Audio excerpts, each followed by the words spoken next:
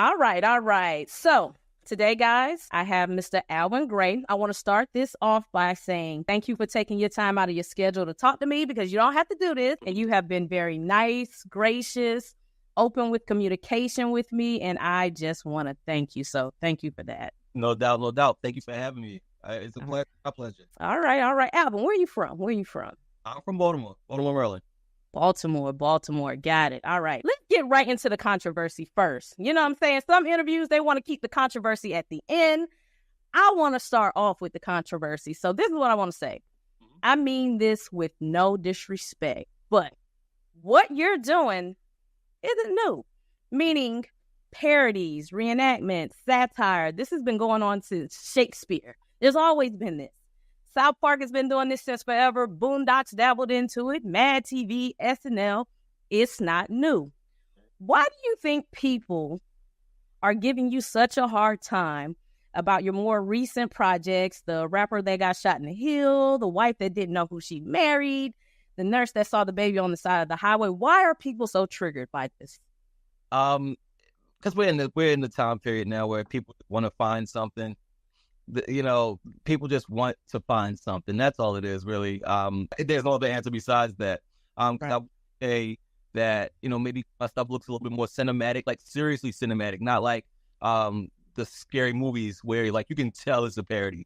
My stuff has more of a realism feel to it. But then you watch it, you're like, oh, this is weird, silly, quirky. What is this? They're confused, so they get frustrated. Like, this is not what the trailer felt like. So right. I think between that and just, again, people now just want to be seen and heard, so they have to find something to say. That's the time that we live in.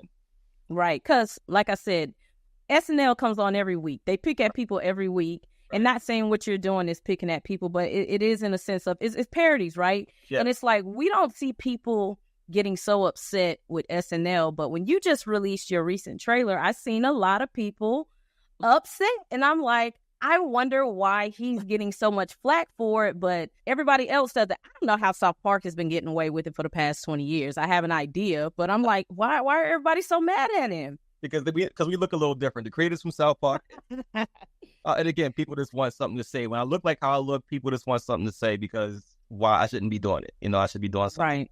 In their opinion. Yeah. So I went through like your IMDb and like looked at all your movies in the past. It looks like the nurse that saw the baby on the side of the highway was the first kind of satirical one that you did. What made you decide to want to do that? Because in my head, when I heard the original story, I just kept picturing all these different things. Not just scary stuff, but just quirky stuff and weird stuff and dramatic stuff and funny stuff. And I'm like, this is just a movie in my head that I need to get out. I'm inspired by things surrounding me. And because I'm always in the house now, social media surrounds me. So that's all I kept seeing over and over again. And I kept seeing different versions of it. Some people making fun of it. Some people were nervous. Some people telling scary stories. Like, I remember one time I saw a video, they're like, if you look close enough, there's someone coming out of the woods and grabbing her, and I'm like, oh shit, you're right. There's somebody. So it was a trip for me the whole way. And I'm like, I gotta take my art form and make this into something of my own, because the story is just too crazy. And then I found out that everything was a lie. And I was like, well, this is even crazier. Like, what's he talking about? This is a lie. So then it became more funny. So I just took the realism of it and how I originally felt and the comedy of it and kind of merged it into this weird, quirky undertone of right. The nurse saw the baby on the highway. Now, you said it was kind of weird and quirky. I didn't take it like that, because me and my sister watched it. We watched it like a week or two ago, and we went into it thinking like, oh, this is really fun to be a parody. It's really fun to be like jokes. But as you're kind of watching it, it was funny because we're funny people, but then it was a part of a seriousness with it. Like, I know people who have done things like this, maybe not to the level that she's done it, because it did get national attention. But I'm like, I see what he's doing. I know people who have created these elaborate lies before, as your more recent project that's coming out. It happened, so it wasn't nothing new to me. So I did go into it with the impression like, this is going to be like a parody. It's going to be jokes, but when it boils down to it, you can really take away that this may have been someone who was having a mental health episode that sometimes we don't talk about it in our community. We just take it as, why you tell that lie? It was something deeper going on there. No doubt. I think between the stress of, this is something in our community also, relationships is like the number one trending topic of all our lives. So dealing with relationships, dealing with the stress of work, dealing with school and trying to better yourself, those things take a toll on you, especially if you don't balance it properly. So I felt like I touched on a lot of that stuff. It was a slow burn movie, but it did what it was supposed to do. Yeah, it did. It was, I liked it. That's why I said I'm rooting for you. I don't care what nobody says. I'm rooting for you. I think you should definitely stay in this pocket because I don't think that you're doing anything no different than we've seen already. Maybe, like you said, it's a social media age, and maybe, our people, maybe y'all don't watch SNL on Saturday and see that they do this every week. Right. Right. Mad TV used to do this all the time. Yeah, I would look forward to it. I mean, you go back as far as The Living Color with the Michael Jackson stuff. Exactly. Yep. Parodies I remember, which was, to me, still funny to this day. Yep. So I'm rooting for you. We can go into this, so we don't have to. I don't want to compromise any business deals, but why was Tubi and your distribution team so scared of the rapper who got shot in the heel? I think because we're in a time now where everyone's afraid of controversy. No one wants to be the uncool kid. Everyone wants to be on the other side. So I think when everyone assumed that I was making fun of the situation that happened in real life, that a lot of people started tagging Tubi saying, you're disgraceful for doing this. And Tubi's like, man, I'm ready to go on Christmas break. What y'all talking about? Like, all right. I have no idea. We don't want anything to do with this. We don't know what you're talking. And then, Tubi hit my distributor. My distributor's like, hey, if you want to keep a relationship with Tubi and with us, you need to correct this right now.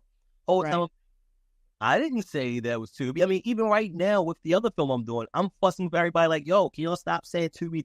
At this point, Tubi owes me a job. Right. Because they're getting all the credit for my work. But my distributor's like, hey, you need to fix the situation. So now I have to always announce this is not a Tubi production. This is my production. But the correlation between Black cinema on an indie scale and Tubi has a heavy connect, and no one wants to admit. Right. But they can try to rebrand all they want to. But at the end of the day, you built your brand off of Black indie films. That's just what it is. Or at least popularity. And I think when people think about Tubi, like you said in another interview I watched, people don't realize it's a ton of movies on there. It isn't just Black independent films, and it has that stigma on it that if you're watching a Tubi movie, it's some cheap, low-budget Black film. So. Right. That's not the case at all. Even I have a non-Black movie on Tubi. Right. It doesn't do better than other platforms, but it's there. But it's just that our culture, definitely, we brought a audience there that raised the roof for Tubi. Right. I think the reason why Tubi pulled out, again, because it was around the holiday time, they didn't want to try to do any research. They wanted to just enjoy their candy canes and was like, you know what? We don't want nothing to do with this film. Which is ironic because then maybe like 2 weeks ago, my distributor lets me know that, hey, Tubi grabbed the film. So So when is it going to be on Tubi? I have no idea. They have it though, so. Yo, that's crazy. Hey, corporate America. Look, I've been working in it for years. I know the games, so I know. Is there anything you want to say about the next project you have coming out about Nathan Majors? I should have been a consultant on that project. I was very invested in that case. Is this going to be comedic, or are you going to lean into the serious aspects of? I think, here's the thing, and that's why it's weird with my parodies, because they're funny, but I think I'd still hit the nail with stuff, except for the rapper. The rapper who got shot in the heel, that was just its own thing. But still, I stick close to certain parts. For the Nathan Majors, I think that it's the same thing. Like I paid very specific. If you follow the case very closely, I did.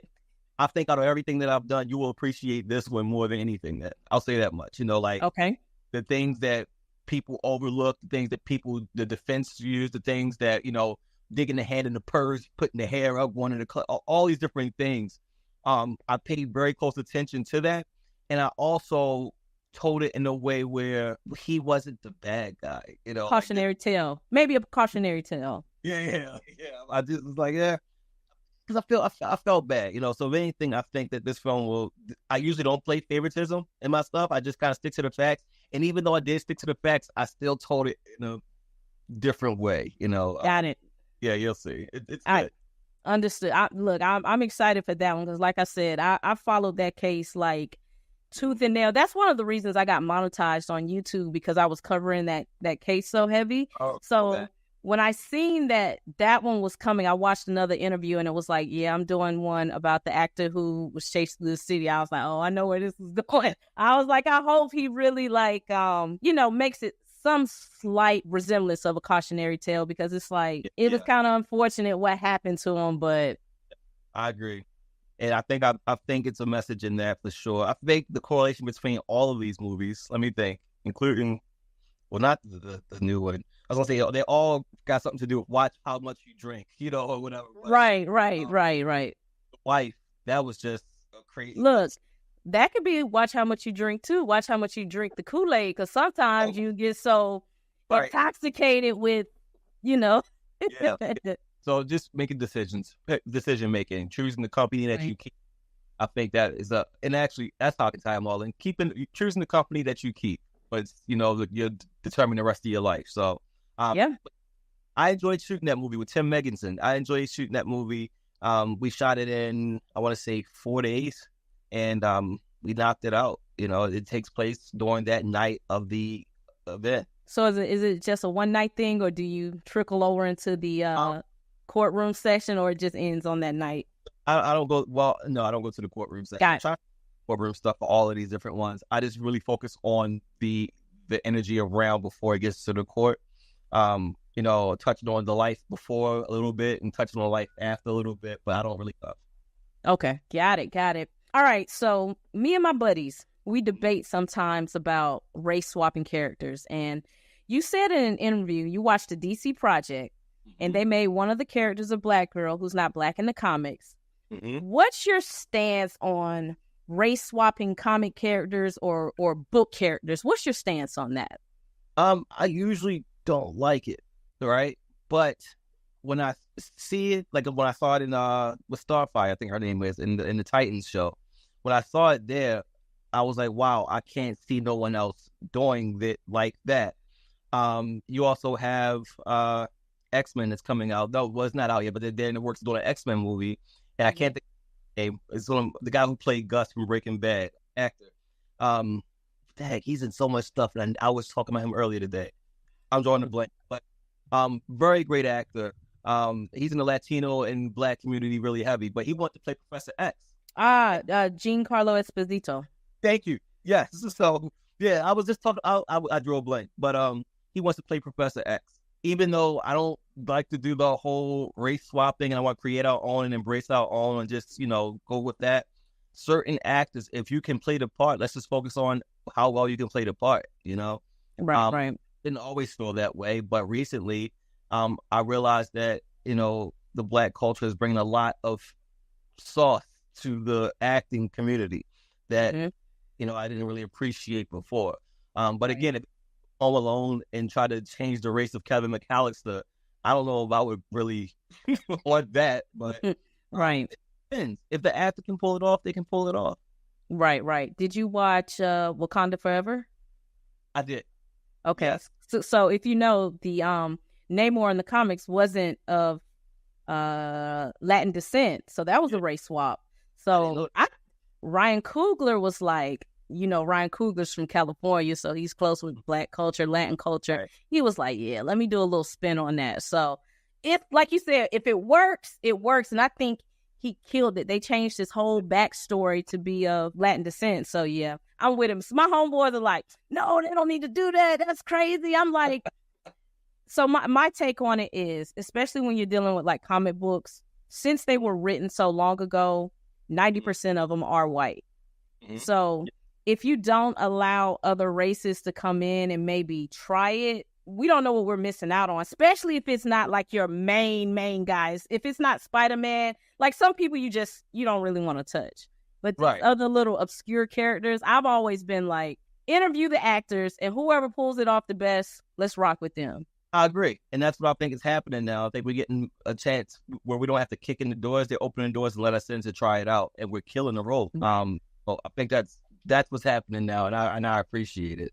Because again, it's bringing a lot more character and a lot more flavor to the screen. How do you feel about cinematic universes? They've become extremely popular. So we have like the Marvel universe. You got the Rocky universe now with Creed spinoffs. 50 Cent has a whole Power universe. How do you feel, or do you ever see yourself like maybe creating your own Alvin Gray universe? It just depends on the situation. I think it's a fine line where you have to like be careful you don't overdo it, and that's where I'm at right now. Even with what I'm doing, this little bit of stuff, like I don't want to overdo it. But with the cinematic world, especially with Marvel, I feel like they're kind of overdoing it now. Okay. But I like what 50's doing with Power. You know what I mean? So it just depends on, you got to know when to hold them and when to fold them, you know, and know when to walk. And I think that times when money is involved, a lot of these corporations don't know when to walk away because they see the money. Hence The Walking Dead, in my opinion. Right, yeah. You don't know when to walk away. So I think Marvel is starting to go down that road as well. Even that, I'm just getting older and I'm kind of just lost. But yeah. You know, I was in there from the beginning when he started with Tony Stark all the way up until now. If you still respect the art and don't get lost in the money, I think that a cinematic universe is great for everything, including what I'm doing. I'm trying to like tie into. I was telling the girl who played Ivy Christiana. I was telling her I wanted to take all the characters from all these movies and put them into one movie. You know, like where they all the more recent ones that you're doing, like the So like I would take Corey Gaines and Raven the Stallion and Marley, whatever. Yeah. And put them in one movie. And, I was thinking about that last night, but I'm like, how's he gonna do it? Because he's starring in most of the movies, so you can't be. I'm like, you gotta stop playing in your own movies. You'll never be able to do a cinematic universe. I know. I gotta stop. So that's why I play Nathan Majors. But I was like, I think I would do better behind the camera and capture with that one. Yeah, you know, let someone else. So it's worked out what it's supposed to work out to be. Got it. All right. So if there's someone out there who's aspiring to be a filmmaker, where is the information? Where do we start? We always tell people the cliche answer, like you pick up your camera and go. But on a deeper level, like how do they get funding? How do they find the distributors? Like if you have someone who's a rookie and it's like, yeah, I want to do what Alvin Gray is doing, how do they find the information? Where's the information at? How did you find your distributor? Let's start there. You woke up one day, somebody said, hey, there's this platform that you can put your movies on. Where do you, because I've heard like there's multiple distributors that you could possibly use. Yes.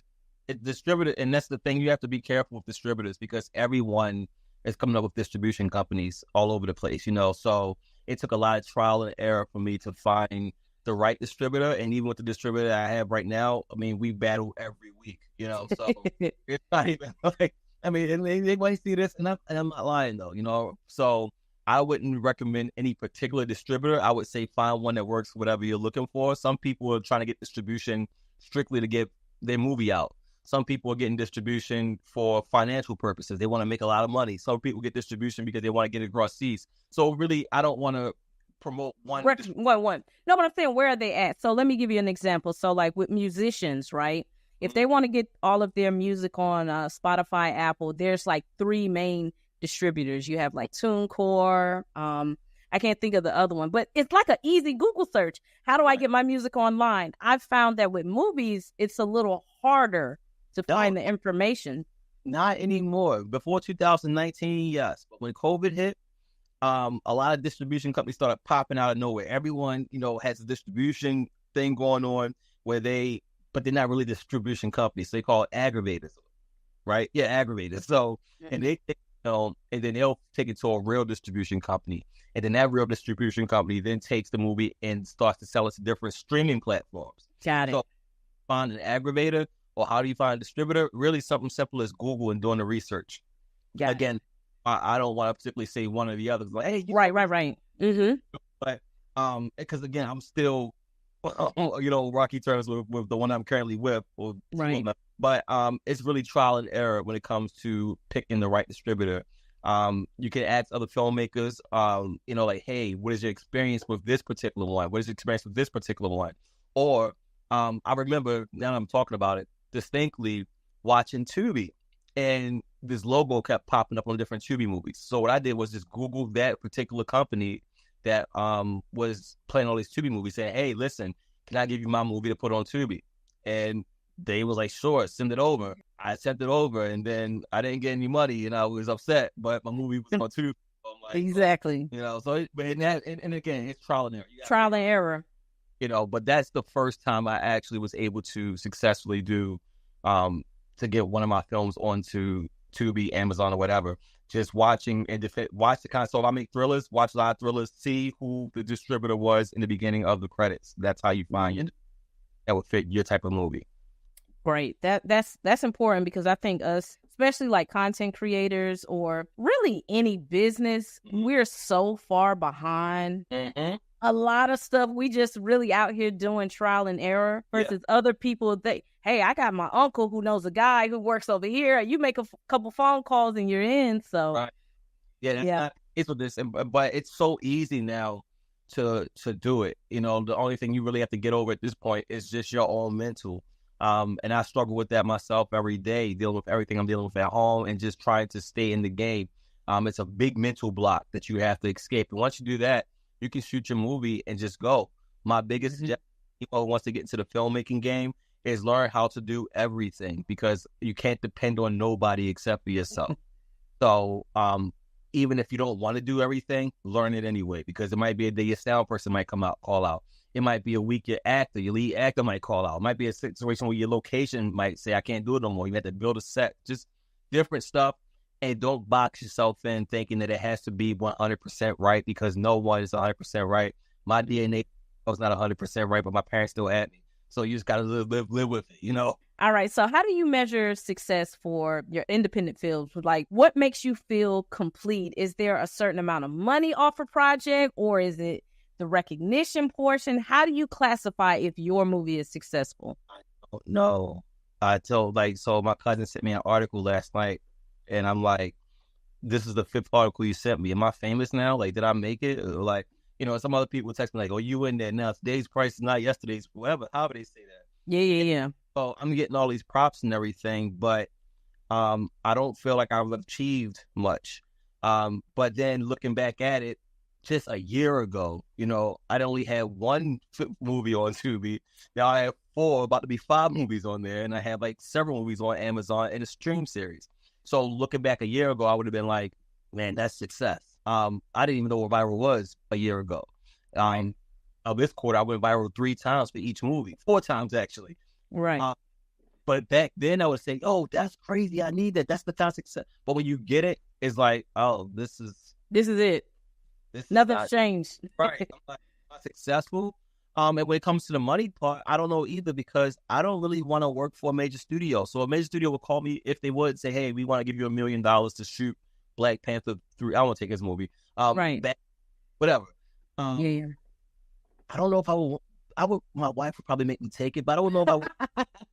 Yeah, because then I don't feel like I'm successful, because I'm just being hired as a director to do what they want me to do because they gave me the money. It wasn't, when you work for bigger studios, you don't really have that much creative control unless you're a really big director. So would that be considered successful because of the money part? I don't know. Because of the movie title? I don't know. Is viral being successful? Is having movies out being successful? It's just being able to do this in general. Because this is what I do. Strictly, it's the only thing I do. Mm-hmm. I don't know what success is, but I know every time I get a step further, I look up and it's still a long way to go. Right. I'll ever be able to say I feel comfortable where I am, but I just let the people around me use it as the motivation they need to know that it is possible to get wherever the hell they're trying to get to. Right. Alvin, we got to get you into some therapy, because that is not good that you don't feel, and I get it. I understand, because I hear this a lot, especially from creators, or even, like I said, Black people. Like, even think about back in the 90s where you had TLC making all these hits, but then they get on the Grammys like, we ain't got no money. So like, you can still have that internal feeling of, I'm doing all this, but I still don't feel like I made it. And I think we got to work on that. You got to start like patting yourself on the back, because you never know who you're impressing on the other side, right? And I think that's more important than almost anything. When everything is said and done and you're gone, it's your imprint that you've left on people. Because like I said, when I seen you, because I watch a lot of content from Game of Thrones to The Devil Wears Prada, Menace to Society, Juice. So I'm all over the place. And so when I seen the trailer for the woman who saw the baby or whatever on the side, and I was like I said, first impression was, oh, this is just some cheap Tubi movie. I'm not going to watch it. But then I saw the rapper that got shot in Hill. I saw that trailer and I'm like, wait a minute, is this the same dude? Right. I was like, let me watch these movies. So I'm watching the movies, and then I look you up and I'm like, oh, he's young. He's black. Oh, this is impressive, because like you said, 10, 15 years ago, 20 years ago, maybe you don't have access to do that and you really don't know who you're impressing. So I think you need to pat yourself on the back a little bit more and accept that you are doing great things. Thank you. Get fans out there, because even when my sister watched this, she was like, I'm not going to watch the cheap Tubi movie. And after it ended, she was like, this is pretty good. I was like, yo, I'm going to hit this director up. I'm going to see if I can interview him. I'm like, look, I'm going to shoot my shot. I don't care if it don't land. Yeah, I want to talk to him. I want to know. No, really, I appreciate that. Yeah, we got to pat ourselves on the back a little bit more. We don't do that enough. I think we feel like we ain't successful if we ain't got $10 million in the bank.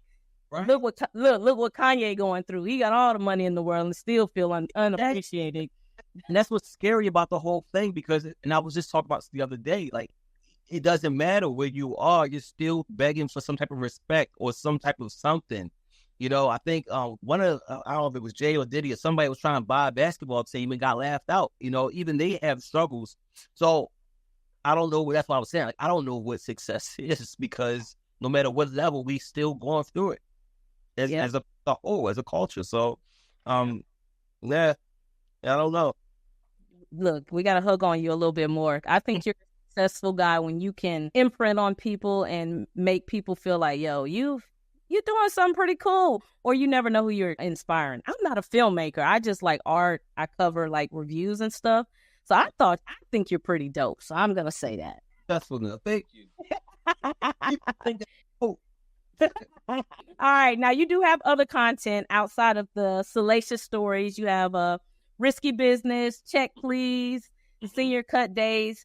How do you mentally deal with, okay, you have these projects that you're probably way more invested in, bigger budgets, but the Lucy's, these are the ones that's going viral. So as a creator, how do you mentally deal with, okay, these might be my passion projects over here, but the viral ones are getting more attention. How do you decide where your focus is going to be? It's rough.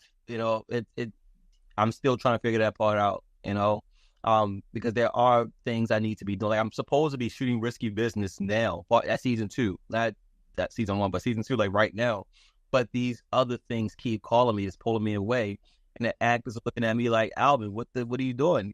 Like, we supposed to be shooting Risky Business. Like, yeah, give me a minute. It's really hard to balance both. I'm still trying to figure that out. And it's so weird to me, because like, I'm like, these are the movies you like. These are mixtapes. This is just a joke. This is not like, I didn't put a lot into these, but this world is buying into, and my stuff that I put so much time, energy, money into, like molded it around everything in my life. People are like, yeah, we that's cool and all, but let's see more of these. So it could put a toll on you mentally, on me, but I just push through, and I just gotta remember to keep a balance, because again, people will get tired of this sooner or later, so you gotta still have your originals to still be who you are. Don't lose myself other people's stories. Like, I still gotta have my own stuff going too. Right. Yeah, I think everybody deals with that. You even see that with musicians, where they'll say, this is the song I'm working hard on, but y'all like this one. Like, creators is the business. So I'm impressed, because you're kind of like the Baltimore Tyler Perry, in the sense of, you do a lot of this stuff yourself. You're turning it around pretty quick. meaning you're shooting these movies in a few days. Why do you do so much on your own? Why don't you outsource like your editing or have a small writer's room? Yeah. Why is this your process? I think because I'm able to, I always say it's easier to move with 2 feet instead of 10, you know, because that way, if I want to move left, I can just move left. I ain't got to say, move it left, move it left, move it left, move it left. And like, I got to wait for everybody to make that left turn in order to keep the things going. I can quickly do what I got to do and knock it out. So I think in general, I'm a control freak. I'm a director. So, right. You know, I'm very like detailed, like specific about stuff. So the reason why I just had bare bone crew is just so I can get stuff done more efficiently. And I want to be able to claim my work, and I want to be able to have it the way I want to have it when I want to have it. You know, so we have a lot of other creators on the set, especially now. You don't have a lot of people that want to be just a cameraman or just want to be sound guy or just want to be an editor. You have a lot of people who are now become really filmmakers, which is not a film director, 2 different things. A filmmaker, you can put them anywhere and they can create a film from top to bottom. They can write it, they can shoot it, they can direct it, they can edit, they can score it, they can make a whole thing. You have some people like Spike Lee, who's just a director, where him in front of a computer, he would know how to edit, put him in front of a camera, he would know how to operate it, whatever. No knock to him. Right. Higher levels, they stick strictly to their job. So my point is, you put a bunch of filmmakers helping each other on sets. Everyone has opinions. People want to do things their way. And you really can't fault them because that's the creator in them that that's just what they do. So locally, I don't have a lot of people who are strictly just one thing. Yeah. They're filmmakers. And having a bunch of filmmakers on set can just slow the process because everyone has an opinion. And you got to be mindful because they're there to work for you and help you out. And it's just like, you know, I'm cool with all that. Done. I'm on a mission right now. Right. What's the mission? Because you just talked about even if you hit the top, you don't even know if the mission. What's the mission? The mission is to just keep pushing. And so something, I don't know. You know, I had this thing that Tyler Perry called me, and it felt so real. It was really weird conversation. And he was talking to me about these different films that I was doing and wanted me to come to his studio. And I woke up, nothing else happened after that. But I was thinking, like, is that what I'm looking for? I don't know. Is that the pinnacle? Yeah. Like, okay, now I'm here now. What? Am I successful now? Like,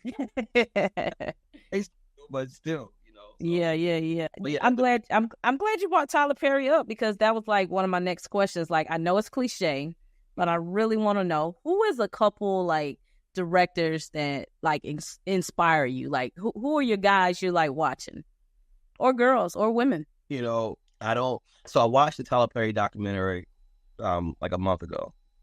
Up until that point, I really wasn't a huge fan of his type of films, and there wasn't no knock. I wasn't part of his audience. Right. But when I saw the documentary, I was like, wow, this guy's story is very familiar. It sounds a lot like my story. And I gained a whole different respect for him to the point where I went back and watched a few of his movies because I was like, okay, I can relate to him now. You know, at first I didn't have no connection to Tyler. So I wouldn't say he's an inspiration, but I would say at the same time he is an inspiration to like where I aspire to be, not as a filmmaker, but as a filmmaker. You know, so yeah. Right. But other than that, I don't really look to directors for motivation. I'm more of a music kind of guy, which is weird. So I look at music for inspiration for my visuals, like movies and stuff like that. I don't know if I would have I mean, Tim Burton is one of my favorite directors, you know, because I was like his tone of stuff. Right. He has a very particular tone, yeah. Yeah, you know, but I don't want to go on record necessarily saying that because I feel like that's the appropriate answer to say being a black man as a director. You know, so. But it could be. I mean, if he has a tone that you're in, and we don't do that tone, I mean, it's fair. Exactly. But so yeah, Tim Burton's probably one of the guys that I really, when he puts a movie out, I will be excited to see. I can't say that any of his films. All right. So we done got about 37 minutes in. That's all I got. You got anything you want to plug? Where do we send the people? Where do we get? When is the next 2 films coming out? If you want to help the movement or whatever, just go to 910 Production Films YouTube page and just subscribe. I'm trying to build that up in order to get away from depending on distributors that I have. So I am working on a film called Flood. I'm co-starring in that with Desi Alexander. He's also co-directing that. Got it. He's also in that. The comedian. That's why I just been pumping you. Okay. Well, she's co-starred in that as well. A lot of great actors locally is in that movie. So the movie Flood will be out hopefully by June, and my mind is racing right now because I know I have other projects, but I just can't. The actor that got chased around the city. Thank you. The actor that got chased around the city. That should be out by the end of May. So in the next what month is this? March. So it should be out by the end of April. Got it. You popping them out. What's Flood gonna be about? Flood, it's an action movie where Desi Alexander, he loses his brother to some gang activity stuff, and he goes around Baltimore to these different clubs and everything in different places, like John Wick in a sense, trying to fight people. Like literally, we're like doing like real stunts, real martial arts. Like he like jump off the car, like he's showing it's okay, and like jump. I'm like, ah! It's gonna be a wild ride. It's gonna be a wild ride, but there's a lot of action in that film. But because you're working with a bunch of comedians, it still has a comedic tone to it. Of course. Yeah, but it's not like it's like Beverly Hills Cop in a sense. It's still okay, action, but it's still funny. We still have the rapper who got shot in the hills. That's all those movies. It's gonna be a whole bunch of them. So I think I got 2 more inside of me that I want to do, and after that, I'm done for a while. You say that until something else come out. You can't keep up with social media. You'll say I got 2 more, and then next year this time you'll be on your 4th one because something crazy's happened. Don't say this.